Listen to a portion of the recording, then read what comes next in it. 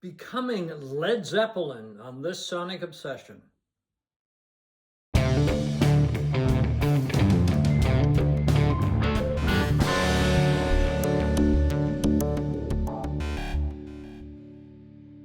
Hi folks, I'm John Whidden. Right there beside me with his Led Zeppelin t-shirt on is Steve McLeod. You're a dapper man today. There you go, look. Oh yeah. You didn't actually see them though live, No, I did you? did not. So, faker. Yeah, I'm a faker.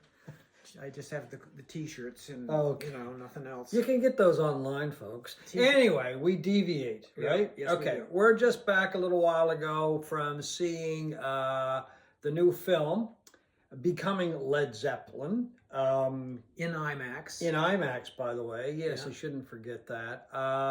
I loved it. I thought it was great. You're not as exuberant as I am over it. I'll get into that, I think, a little later, but I enjoyed it immensely, and I think it was very appropriate to see the biggest band of the 1970s in IMAX.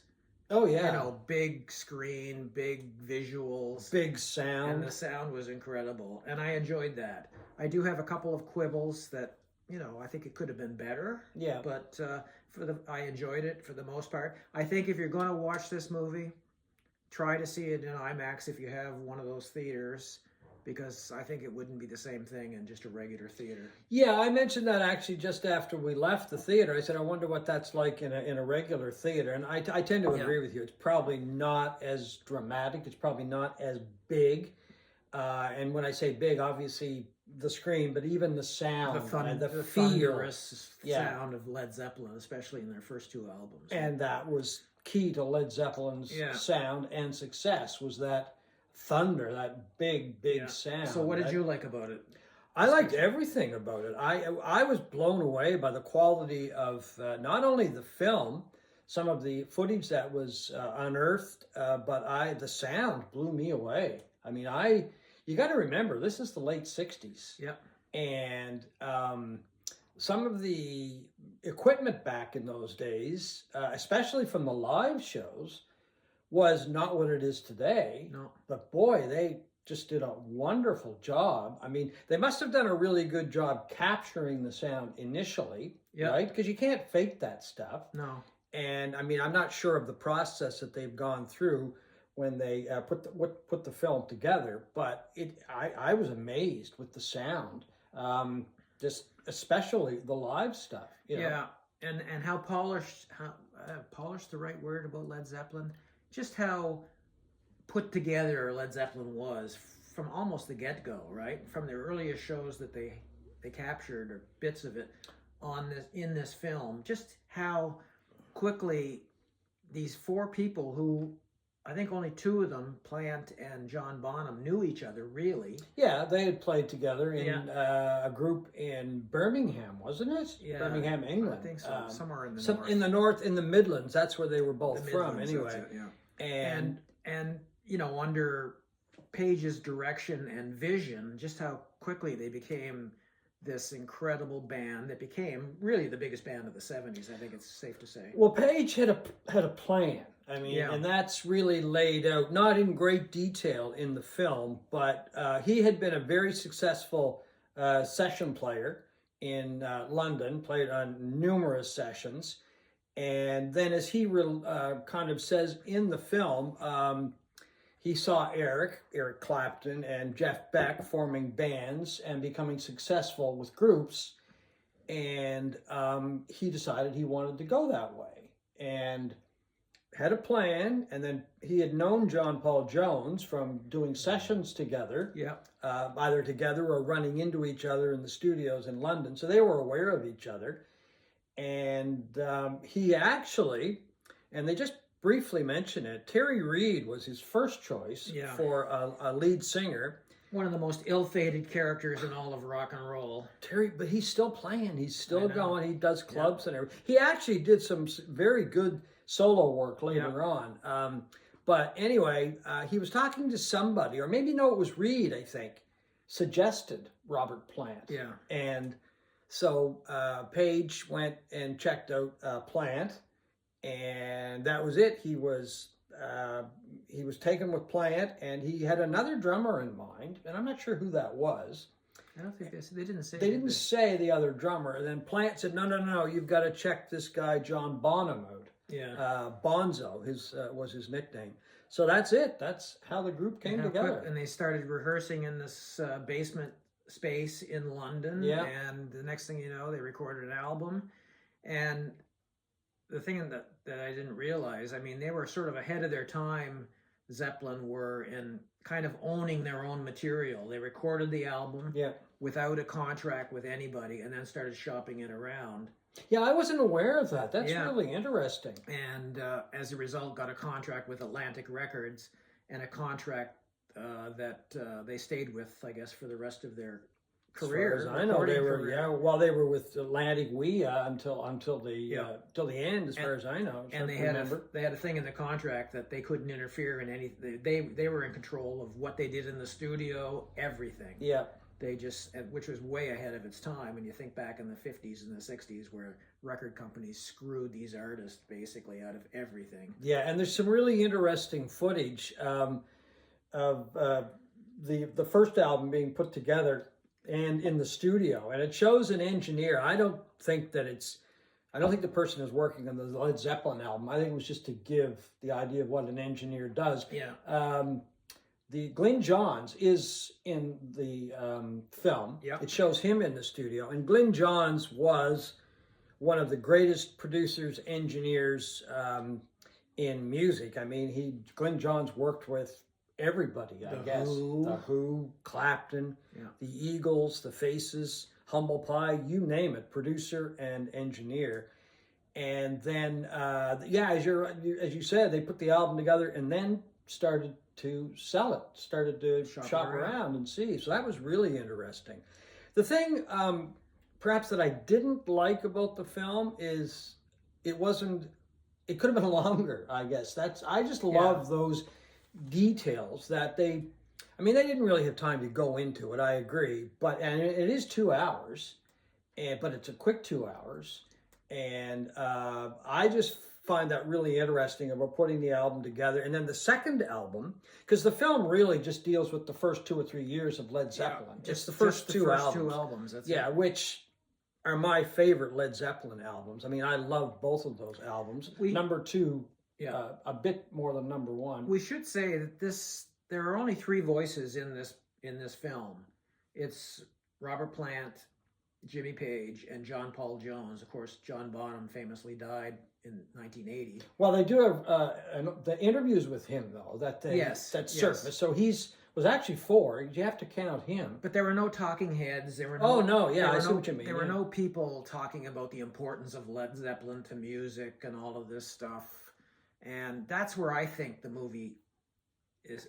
I have to downgrade it a point or two. Is that I would like to have seen, musicians that were influenced by Led Zeppelin and talk, so they could talk about the importance of the band to their development as musicians and that sort of thing. I would have loved to have heard some critical response to this, because as you and I remember greatly, being readers of Rolling Stone, critics hated Led Zeppelin. They hated Led Zeppelin, which I could never figure out. Well, I was not a huge fan of Led Zeppelin myself back in the heyday, but I grew in the 1980s when their whole catalog came out on CD. I picked them all up and began to listen to them and fell in love with the band. I certainly liked some of their music back in the day, but I was not a real fan of hard rock, and they were as heavy as you could get back in 1968, 69.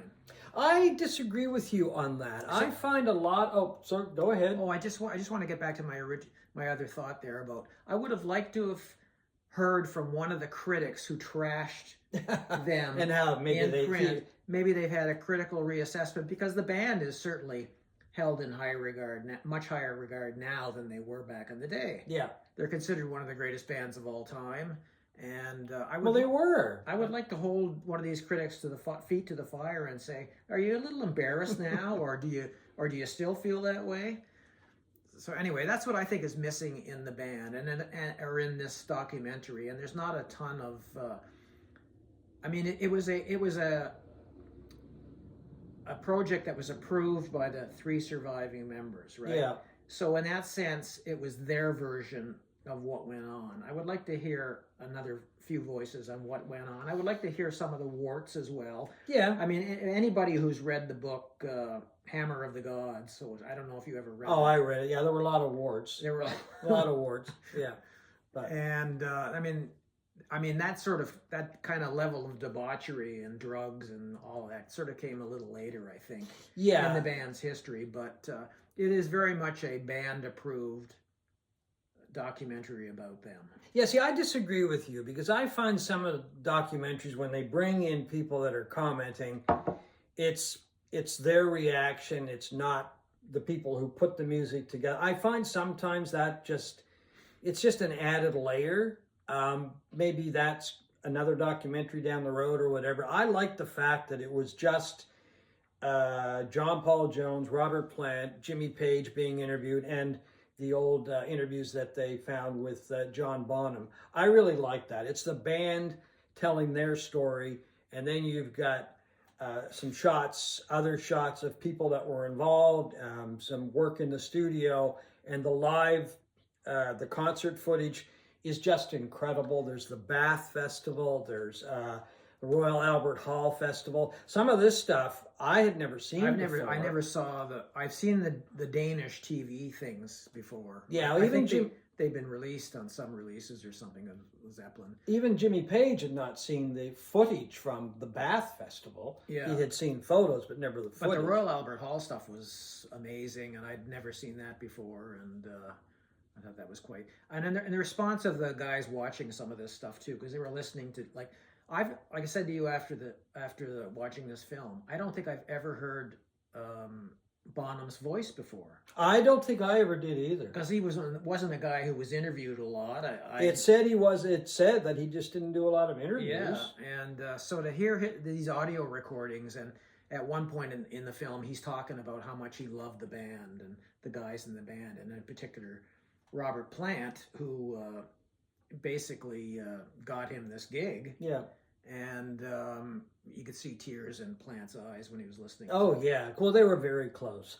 I just find the other thing about Led Zeppelin that I find sometimes gets totally forgotten is they had some very, I don't want to say mellow, but quiet moments, which were beautiful. Yeah. And the first one I think of is Thank You from Led Zeppelin 2. That is just a beautiful song. The lyrics, the music for it, and it's not Whole Lotta Love. It's like the antithesis of Whole Lotta Love, and it just shows, I think, the fact that they could do both, and they did it spread out through albums. I mean, they brought the Thunder of the Gods, yeah, but they also brought the Pixies and the Fairy Dust, right, of English folk music from the 1970s, which always appealed to me greatly. Yeah, I mean, in Led Zeppelin, we call it 4, with Stairway to Heaven. I mean, Stairway to Heaven is it's a beautiful song, and it just keeps building and building and building.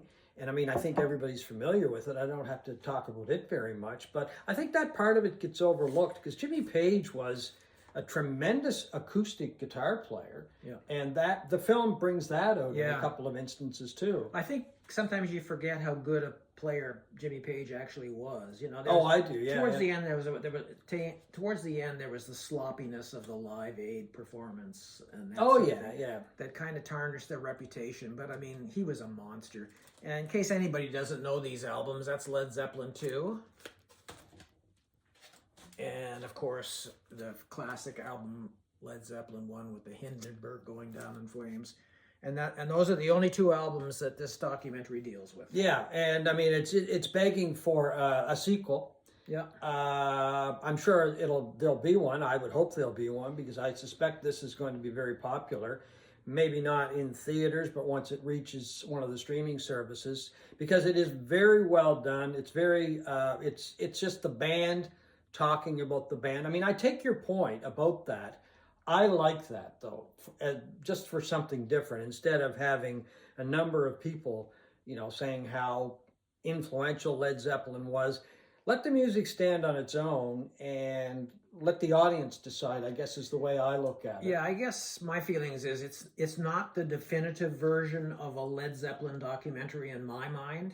Probably not. But maybe someday we'll see that, but it is still an enjoyable watch and well worth your time. And it does show the influences that the band had when they first started playing music, started getting into music, and then when they came together and started to record. So anyway, high marks from me on Becoming Led Zeppelin. And as Steve mentioned earlier, if you can see it in IMAX, go for it, because I suspect, we saw it, and I suspect it's a much better experience than just in an ordinary theater, or for that matter, on a TV. So anyway, how about you? I had high marks. You're just high marks? Mine are high, but not as high as you. Okay, I've got a couple extra highs in there. Yeah. Anyway, folks, if you're a 10, I'm an 8. Oh, okay. Yeah. Well, that's fair, I guess.